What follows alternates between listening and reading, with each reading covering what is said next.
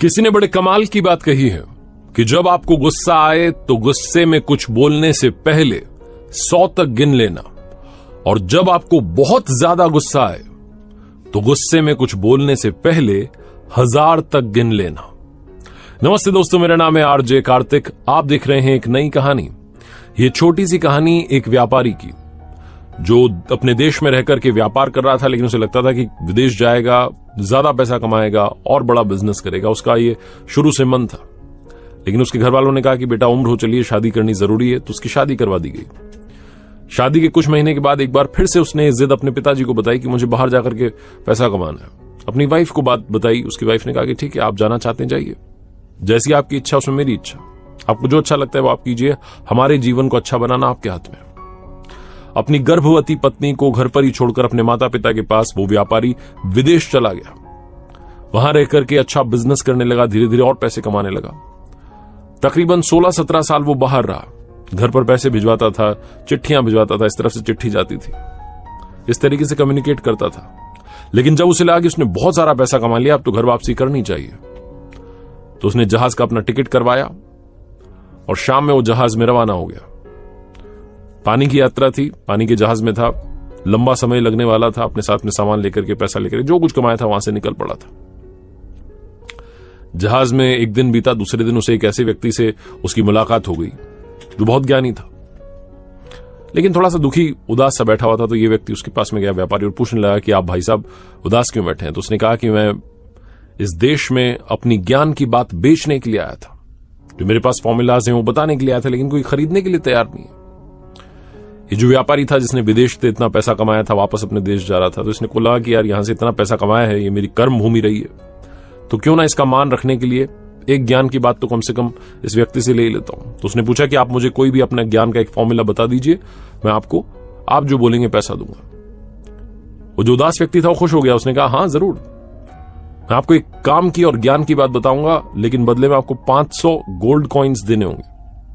इस व्यापारी को लगा बहुत ज्यादा मांग रहा है, लेकिन कहा ठीक है, इसको लगा ठीक है, इतना तो बनता है अपनी कर्म भूमि के लिए। तो 500 गोल्ड कॉइन्स दिए, और सामने वो जो व्यक्ति था ज्ञानी, उसने एक ज्ञान की बात बताई। उसने जो फॉर्मूला बताया वो ये था कि किसी भी काम को करने से पहले जीवन में 2 मिनट सोच लेना। एक सेंटेंस था, एक फॉर्मूला था। 500 गोल्ड कॉइन्स के बदले इस व्यापारी को ये बात सुनने को मिली। इसके पास में इतने भी गोल्ड कॉइन्स नहीं थे कि ये और सारी बातें सीखे। इसने कहा ठीक है, यही काफी है। यात्रा समाप्त हुई, अपने देश में पहुंचा, अपने शहर में पहुंचा। रात्रि का समय था, ये घर पहुंचा। घर के बाहर गार्ड्स तैनात थे, अमीर हो चुका था। गार्ड से कहा कि चुप रहना, कि अपनी बीवी को सरप्राइज देना चाहता था, इतने समय के बाद आया था। दबे पांव घर में पहुंचा, अपने रूम में पहुंचा, तो वहां जाकर के हैरान हो गया। इसकी पत्नी पलंग पर सोई थी और पास में एक लड़का सोया था। इसका गुस्सा 7वें आसमान पर था कि मैं वहां मेहनत कर रहा हूं, बिजनेस कर रहा हूं, पैसा कमा रहा हूं घर वालों के लिए, घर वालों की खुशी के लिए, और यहां मेरी बीवी किसी और के साथ सो रही है। ये व्यक्ति बाहर गया, बरामदे में एक तलवार लटकी थी, तलवार लेकर के आ गया और अपनी ही बीवी का वध करने जा रहा था। इसने सोचा अभी खत्म कर देता हूं दोनों को। फिर इसे वो ज्ञान की बात याद आ गई कि कोई भी काम करने से पहले 2 मिनट सोच लेना। इसने तलवार पीछे ली, तलवार एक बर्तन से टकरा गई, आवाज हुई। इसकी बीवी जग गई और पति को देखकर कहने लगी, अरे स्वामी आप आ गए, इतने सालों से इंतजार किया, जीवन सूना हो गया था। पत्नी अपने पति के पास आ गई, लेकिन इसे और गुस्सा आ रहा था। इसे अभी भी वो लड़का देखना था कि कौन सो रहा है वो। उसका दिमाग खराब हो रखा था। तभी पत्नी ने कहा, अरे बेटा आओ, अपने पिताजी के चरण छू लो, पिताजी इतने सालों के बाद में वापस आए। इस व्यक्ति का गुस्सा एकदम से ठंडा हो गया। वो लड़का जब उठकर के पिताजी के चरणों में आया, तो उसने जो पगड़ी बांधी हुई थी वो खुल गई और उसके लंबे बाल बिखर गए। पत्नी कहने लगी, ये आपकी बेटी है स्वामी, पिता नहीं थे, कहीं इसके मान में कमी ना आ जाए, इसलिए इसे मैंने बेटों की तरह पाला है। बेटों वाले बेटियों वाले दोनों संस्कार दिए। ये आपकी पुत्री है, आपने तो इसका चेहरा नहीं देखा, इतने सालों से आप बाहर थे। ये जो व्यापारी था, जो सेठ था, इसे अब समझ में आया कि वो ज्ञान की बात 500 गोल्ड कॉइन्स की क्यों थी, इतनी महंगी क्यों थी, क्योंकि बात बड़े काम की थी। जीवन में कोई भी काम करने से पहले 2 मिनट, सिर्फ 2 मिनट सोच लेना। मेरा नाम है आरजे कार्तिक। एक बार फिर से वही कहूंगा जो अक्सर आपसे कहता हूं, बार बार कहता हूं, कर दिखाओ कुछ ऐसा कि दुनिया करना चाहे आपके जैसा। खूब सारी मेहनत कीजिए और जो चाहते हैं लाइफ में वो सब अचीव कीजिए। किसी ने बड़े कमाल की बात कही है कि जो इंसान सीखना छोड़ देता है वो बूढ़ा है, फिर चाहे वो 20 का हो या 80 का। और जो इंसान सीखता चला जाता है वो हमेशा जवान है, फिर चाहे वो 20 का हो या 80 का। मेरा नाम है आरजे कार्तिक। आप देखना शुरू कर चुके हैं एक नई कहानी, और आज की कहानी एक ऐसे व्यक्ति की जो अपने आप को तीरंदाजी में सर्वश्रेष्ठ मानने लगा था।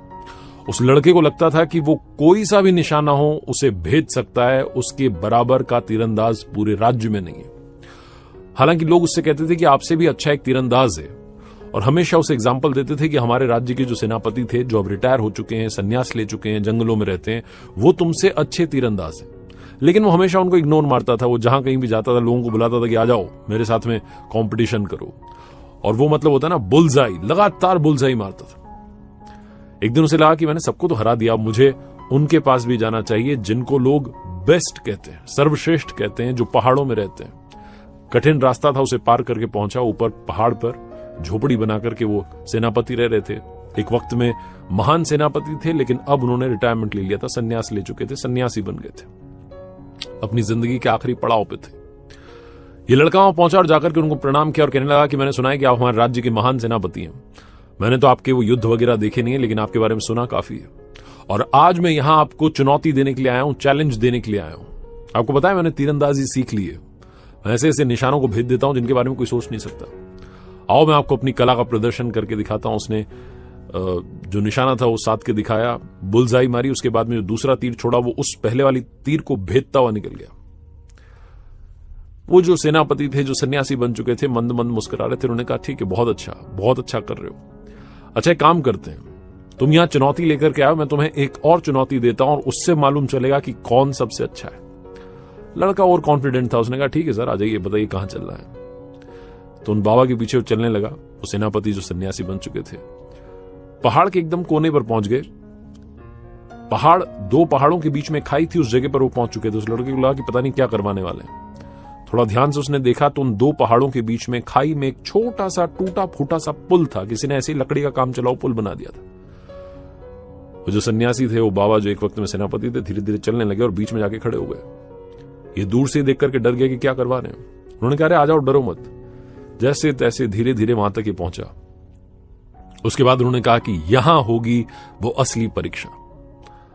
उन्होंने अपना धनुष लिया, तीर छोड़ा और जाकर के तीर सीधा सामने एक पहाड़ के तने पर जाकर के लगा। उसके बाद उन्होंने इस लड़के को धनुष दिया, तीर दिया और बोले कि सुनो, वो जो तीर लगाया उसको तुम्हें भेदना है। अगर तुमने कमाल कर दिया तो तुम असली चैंपियन हो, तुम सर्वश्रेष्ठ हो। लड़के ने धनुष लिया, निशाना तो लगाया, लेकिन पता नहीं वो कहां जाकर के तीर गया, दिखाई नहीं। बुरे तरीके से वो चूक गया। माफी मांगने लगा कि मुझे माफ कर दीजिए, अभी मुझे बहुत कुछ सीखना बाकी है। जब भी वापस उस पुल से पहाड़ की तरफ आए, सेफ जगह पर पहुंच गए, तो वो जो सेनापति थे, जो सन्यासी बन चुके थे, उन्होंने कहा कि सुनो बेटा, तुमने धनुष और तीर पर तो कंट्रोल करना सीख लिया है, लेकिन मन पर कंट्रोल नहीं है। जिस दिन मन पर कंट्रोल करना सीख लोगे, उस दिन चाहे जैसी सिचुएशन हो, तुम्हारा निशाना चूकेगा नहीं। और एक बात ध्यान रखना, जिंदगी में याद रखना, सीखते चलना। सीखते रहोगे तो जवान रहोगे, सीखना बंद कर दोगे तो बूढ़े बन जाओगे। छोटी सी कहानी हम सब के लिए एक बहुत बड़ा मैसेज देती है, बहुत बड़ी बात सिखाती है कि जिंदगी में कई बार हम सोचते हैं कि अब तो मैंने पा लिया ना जो पाना था। हम सीखना छोड़ देते हैं और जहां थे वहीं अटक के रह जाते हैं। अगर आप लाख रुपया कमा रहे हैं तो लाख रुपए पे अटक के रह जाते हैं, 10,000 कमा रहे हैं तो 10,000 पे अटक के रह जाते हैं, 50,000 कमा रहे हैं 50,000 पे अटक के रह जाते हैं। क्या आप वहां तक पहुंच सकते हैं? जहां तक कोई नहीं पहुंचा उसके बारे में सोचना बंद कर देते हैं, क्योंकि हमें लगता है कि हमें सब कुछ आ गया। तो ये सब कुछ आ गया, ये सोचना बंद कीजिए और सीखते चलिए, क्योंकि सीखने की कोई उम्र नहीं होती, सीखने की कोई सीमा नहीं होती। एक बार फिर से कहूंगा, ऊपर वाले के आशीर्वाद के साथ, अपनी सच्ची मेहनत के साथ और अपनों के प्यार के साथ कर दिखाओ कुछ ऐसा कि दुनिया करना चाहे आपके जैसा।